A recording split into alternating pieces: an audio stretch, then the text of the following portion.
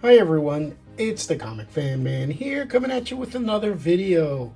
And in today's video, we're going to have a look here at another retro figure revisit and review of the MOTU 200X Skeletor here. And yes, again, 2000X, definitely my favorite property of the MOTU universe. It had the most concise story arc to go through the whole series. I am hoping that one day Mattel will actually try to finish up that storyline, like, you know, if they pitch that to either Amazon or Netflix to have them pick up the rights to Mike Young Productions story arc and have that finished, I would love it. And these designs of these figures were done by the mythical Four Horsemen Studios. And I gotta say,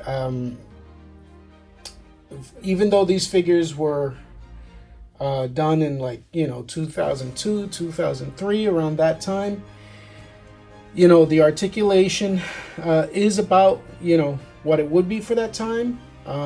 But the sculpting and the paintwork and everything is absolutely crazy. First and foremost, let's take a look at his accessories here. This is obviously Skeletor's legendary Havoc Staff, done really, really well. I love that. Look at all the detail in the sculpt, in the skull there. That is awesome. And the work is really well done. It goes all the way around. The staff is very cool. Ends in a little spike there, but love that Havoc Staff. This is my favorite looking Havoc Staff. And as I said before, the Four Horsemen did have their own story arc for their Masters of the Universe.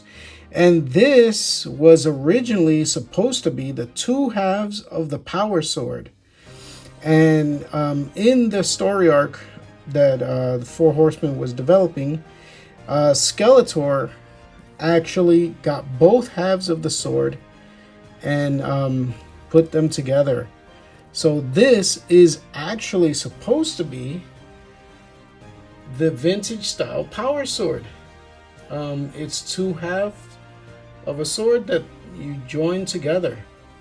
Now, obviously, for the cartoon, they changed that up completely. Look at that sculpt. Look at that. That's an upside down skull right there. Very cool with a open jaw there.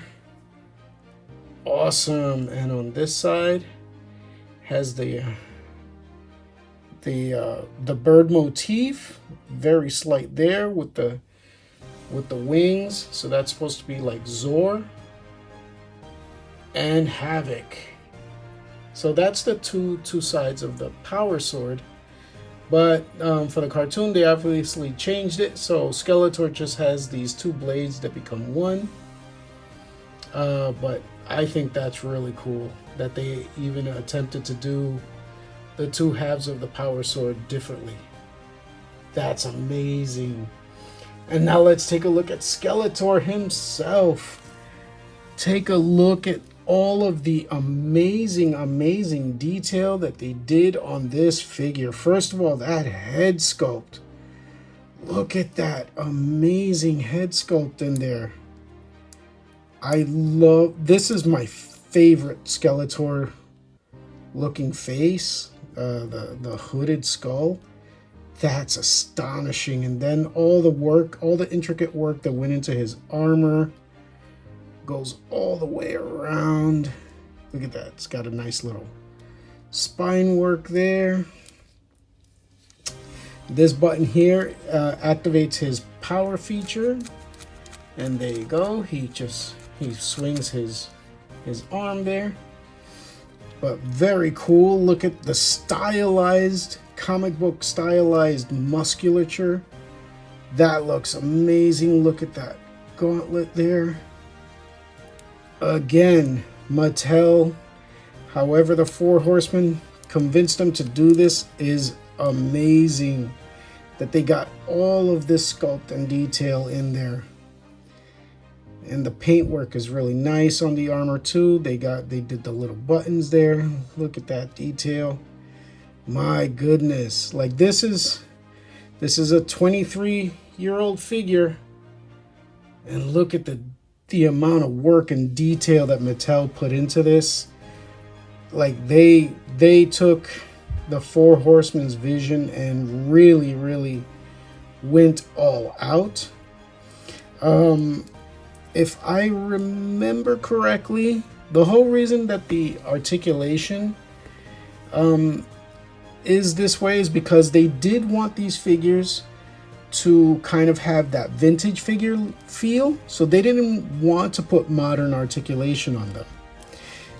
But the trade-off is that the Four Horsemen were able to give it all of the detail sculpting that the figures at that time didn't really have. And I love it. For like a big box retail action figure maker, Mattel did an astonishing job with these figures. And, you know, all thanks to the Four Horsemen's designs. Really beautiful. All right, let's put his weapons on. All right, so here he is with his weaponry on. The Havoc Staff, again, I love, because of the way he was sculpted, I love the way he holds it. Like he's raising it up, getting ready to fire his magic from it. That's really cool. And of course, if you press the button in the back, you get the arm swinging motion. He does have some wrist swivel there, so you can switch the sword position. Really good. And if you want to bring his arm up, you just got to go past the clicking noise, and he'll have the sword up. But look at that. I love that. Such amazing amount of detail that they did on this figure. I love it. I think he looks absolutely beautiful, even 23 years later. Look at this work, man. I love it. All right, and here he is side by side with a Kit Bash Keldor that I put together. This is actually a faker He-Man that I found on AliExpress. They still had a couple that was like 19 bucks. So obviously this is like knockoff figure, but I figured it was like, all right, you know, at least I can have the color scheme, and the blue is really good for this Keldor head. This is the Keldor and Cronus 2-pack Keldor head, and it looks fantastic on this body. And yeah, it's this was the body design that the Four Horsemen did after the 2000X series run was over. So yeah, I dig it. I think it looks fantastic. And now here he is side by side with my new Eternia Skeletor. I did change out the harness. Again, this is from that Keldor and Cronus 2-pack harness. I like the colors on it, so I put it on this Masterverse version, and I think it looks really good. Again, you know, Masterverse is really the line that kind of triggered my adult collecting again. You know, I've been collecting Masterverse now since it came out. I did not collect the first few waves because it was based on Revelation. I didn't really like it. But once they got into this new Eternia line, yeah, I thought it was definitely well worth it. And I do feel sometimes that the new Eternia line does call back really nicely to the 2000X series. Because sometimes they do have some nice details there that are from 2000X. But look at the modern Skeletor versus this Skeletor from 23 years ago. Look at all the sculpting and detail that's on this. I think this is absolutely amazing. All right, and here's using a more modern version of the Four Horsemen figures here. I kit bashed my own Skeletor using the Mythic Legions parts, and it looks amazing. I think it works out so well. This blue and purple color scheme And the green skull there, I painted in the eyes. Yeah, I think that looks amazing. And this is, you know, Four Horsemen's work, man. Like, Four Horsemen just know what they're doing. And I really, really think that Four Horsemen, like, their best work is when they do the villains. Because they can go really, really crazy with their sculpt and detail. You know, they're not trying to make them look like a handsome human or a beautiful human lady. Like, they want to make monsters and they look like monsters, and I love it. I think they do tremendous, tremendous work. So, you know, a past Four Horsemen with a modern Four Horsemen, and their work is just spectacular no matter which way you go with it. And here we have Skeletor going up against his arch enemy He-Man here. And as you can see, the Four Horsemen did make He-Man just a little bit bigger, a little bit thicker, just to like kind of give him that differentiation. But look at this. Like, you know, Mattel is like, obviously their business model is to do a lot of reuse. And, you know, I'm okay with that. That's just the way it is. But like, look at that. Like, he has his own sculpting. His body is completely different.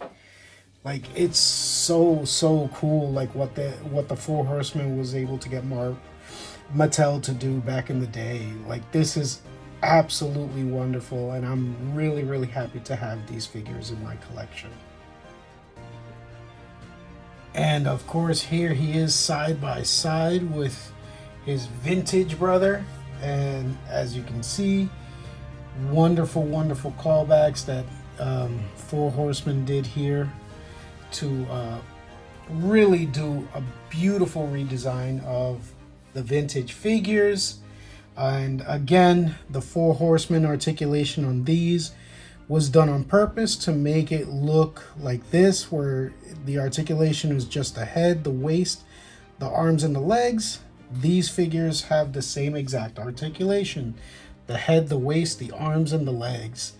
Obviously, they moderned it up a little bit because it does swivel at the wrist here, and also you can open up the shoulders to do a bit of a T-pose. But ultimately, this is actually supposed to be like the vintage figures, only with the Four Horsemen flares, and I think it's absolutely beautiful. It's a wonderful, heartfelt redesign that really calls back beautifully to the vintage figure. All right, so I do hope that you enjoyed this look at the MOTU 200X Skeletor, designed by the Four Horsemen, executed and produced by Mattel. This was a fantastic joint effort by these two. I think the Four Horsemen, like, designs and execution was amazing, and the fact that Mattel was able to produce it in this manner is just top notch. And yes, the articulation is limited, but the articulation is limited on purpose. It's supposed to mimic the vintage figures. So the vintage figures had 6 points of articulation: the head, the waist, the arms, and the legs. And so these figures have exactly the same articulation: the head, the waist, the legs, and the arms. Although these also do have wrist swivel, and it does also have you can bring out the shoulders and do a little bit of splits with the legs. So there's a little bit more range of articulation, but again, it was supposed to mimic the articulation of the vintage figures, and I think that it's just amazing. And the position, the dynamic positioning that they sculpted them in, just works really, really awesome with the overall look. So I'm really, really happy with this.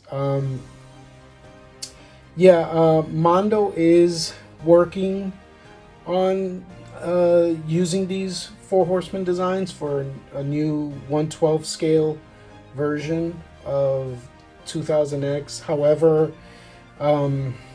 if you saw my previous videos, obviously I think the price point that they're asking for, the prices that they're asking for the figures are way too much.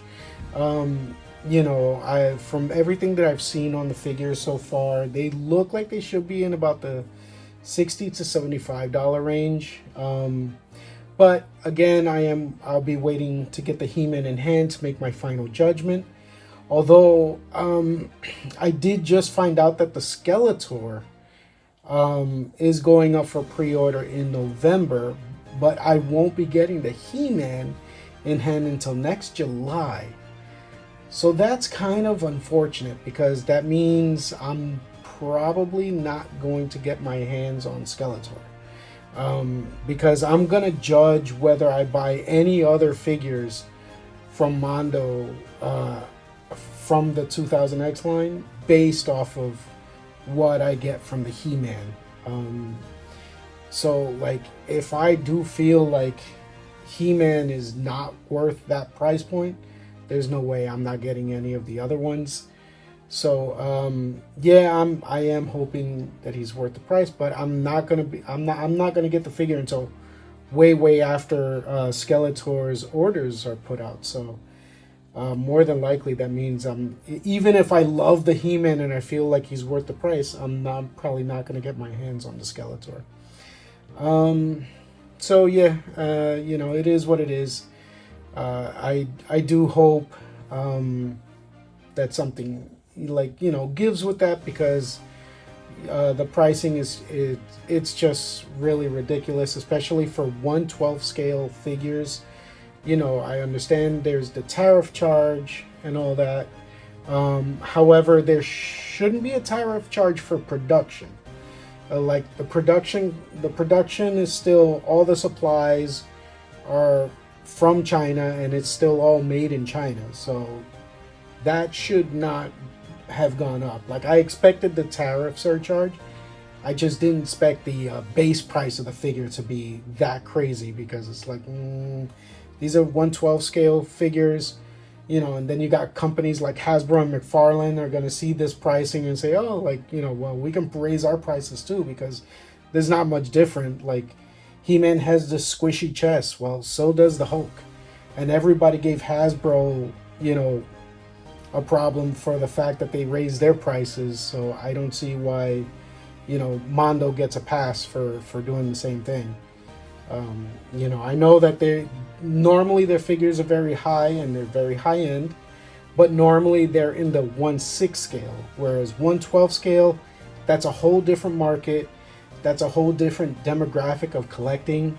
And normally when the figures at 1/12 scale are like that, like at $100, they have a very different build from the rest of the 1/12 scales. And I don't see anything on the Mondo 2000X that shows that.